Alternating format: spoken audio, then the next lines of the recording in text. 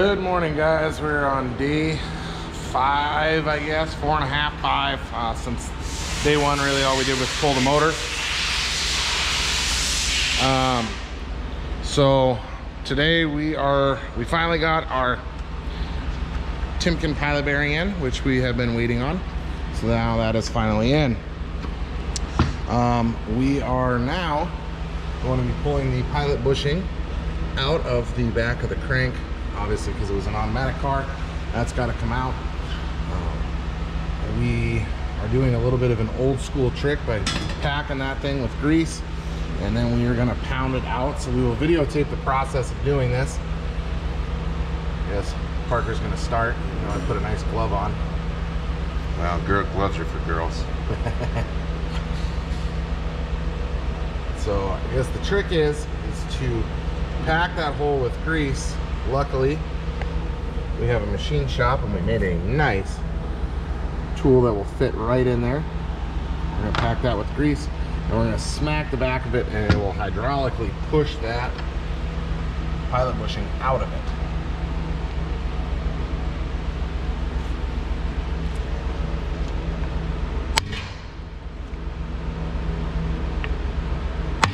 Oh, fuck yeah. I might have dickered. I hit it cockwards. I might have dickered our thingy up a little bit.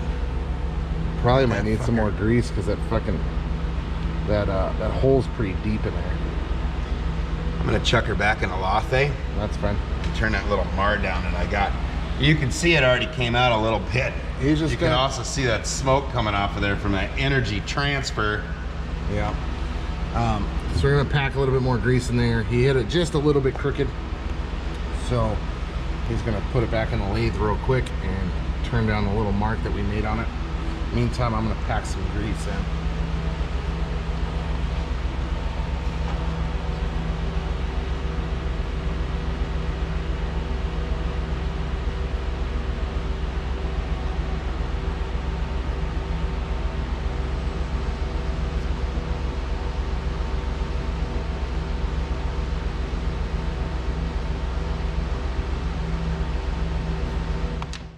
Have no air.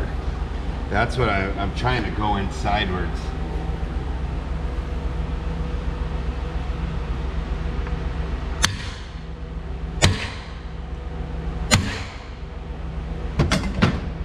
Might need some more grease. Maybe. The back of that crank has a big dimple in it. Yeah. Too. Oh, There there's it air goes. in there. Yeah.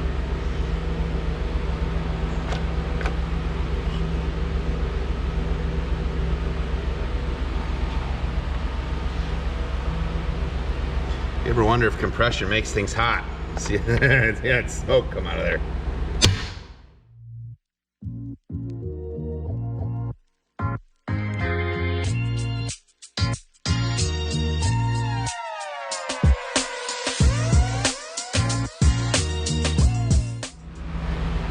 Got him right in his eye.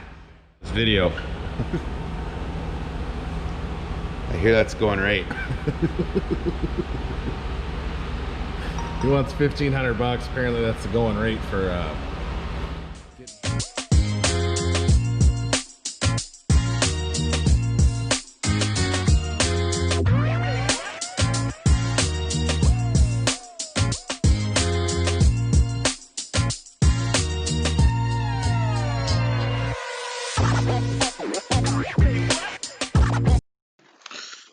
Alright guys, so while I was editing this video, I realized that this took a lot longer than we expected and did not have the correct tools to do so.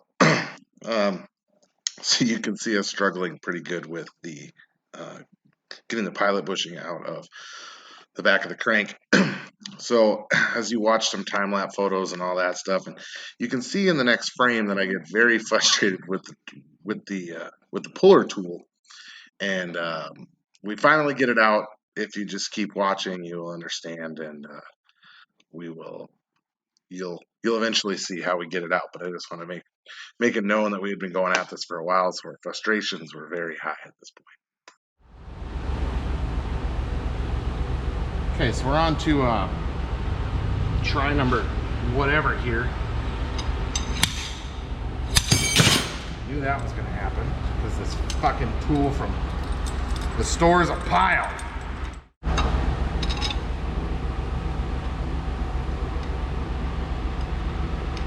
All right, take number like 78.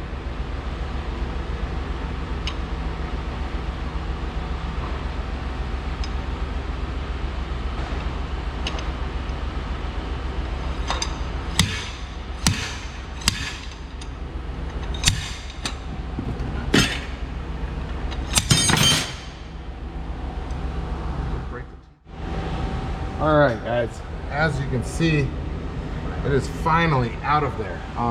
The old trick of stuffing it with grease and pounding it out did not work. We broke one pilot bearing puller tool specifically, and that did not pull it out either. We tried using the trick of, as you can see, there's bead welded around it, trying to get it hot and then let it shrink back down and pull out. Still didn't want to come out. So we used this other puller on the slide hammer, and that weld bead gave us a nice ring to actually grab onto something. The inside of that, the actual bushing, there's not much to grab onto. So the weld ring helped, the weld bead helped us pull it out, and now it is finally out. All right, all the actual clutch pressure plate bolts are in and torqued to 35 foot-pounds. Flywheel bolts are torqued to 55 foot-pounds. And the clutch alignment tool was in, so everything's aligned.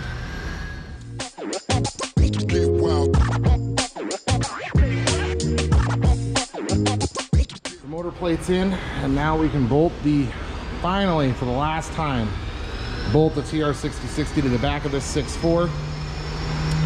And put the starter in, which is probably one of the last connections we have to do.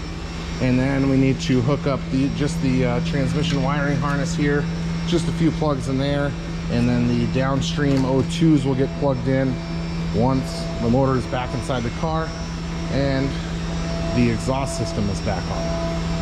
We got all the bolt sockets and everything we need laid out.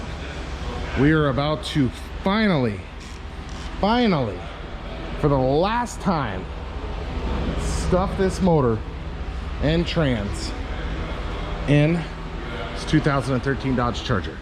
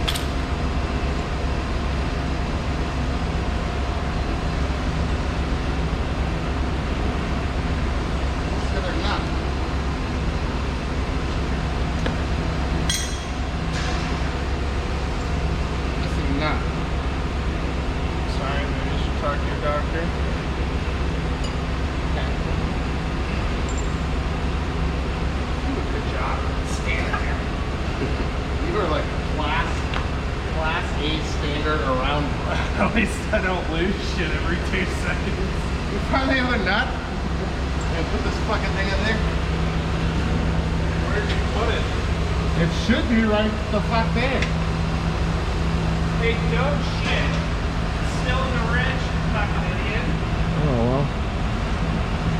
That was strong. Look how smart I just made you look now. Until he opened his mouth. Yeah, I mean, He tried though. can't fix stupid.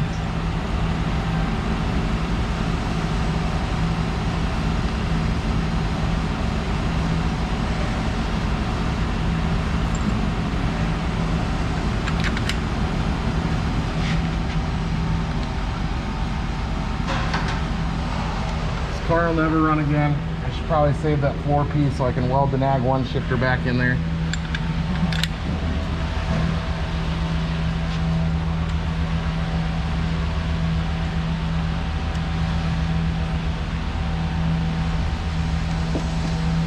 Super good lighting on this professional video.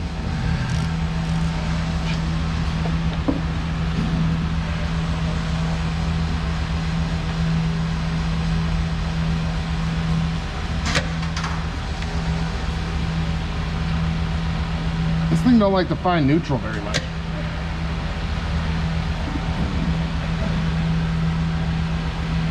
Does it? That'll be the next thing, is we'll have to get a new transmission. But fortunately then it will be easy to just swap transmission.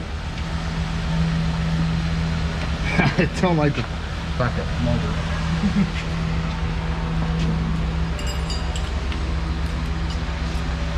Hold it. Oh, nice cat. It's gonna be sick when there's half a gear left in this trans. Why don't you take that negativity elsewhere? I mean, obviously the car was driving when it smashed into something. So I got some faith in it. Maybe they were using that half a gear though. I mean, maybe. Maybe they're just driving around in second. I'm gonna come out of St. Louis, so like, Well, I don't know where the car was from. I know where the junkyard was.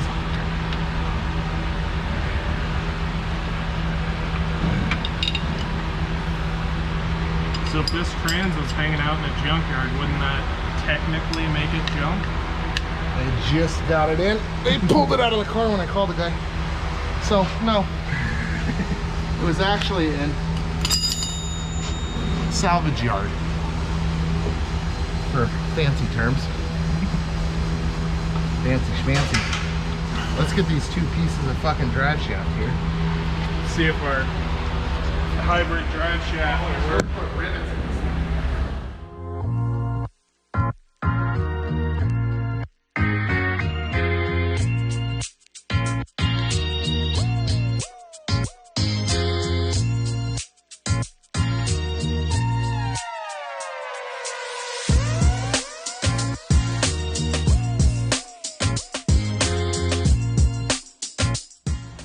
All right there, guys. So, motor and trans is in the car. And for anybody looking to do this swap in a Charger, if you use the Charger back half shaft up to the carrier bearing and then a Challenger 6-speed front shaft, they will go together, and it is the right length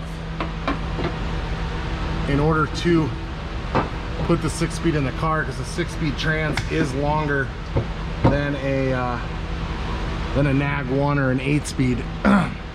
So anybody looking to do it, you can use the Charger back half shaft up to the carrier bearing, and then the Challenger front half shaft. You can see it's a little dark, but you can see there's a carrier bearing up there. I'll let you do these. Use the Challenger ones first. There we go. Now you can see. So it's got the Challenger front half shaft. Carrier bearing is attached to the second half, which is the Charger one. So, and there is our Get Rag 3-bolt diff coupler or drive shaft coupler that we sell here at AAD. Also a shout out to Performance Development on their Get Rag diff brace. Anybody interested in them, check them out. So we're gonna get back to keep doing some work. I think we're gonna put the exhaust back in it and Finished hooking up some of these plugs from down here. Put the there's a couple trans bolts that we did not put in while it was on the rack. But boys and girls, ladies and gentlemen, we have a TR6060 charger for the final time with our AD lightweight front cradle. Motor is sitting in factory location as of right now. So there you go. You can see this is obviously a pre-production model of the cradle. So we're just doing some test fitting, seeing how it's going to work. Our AD front billet sway bar end links, which are still not yet for sale. These will also have our spear flex joint in them, just like most of our other suspension parts.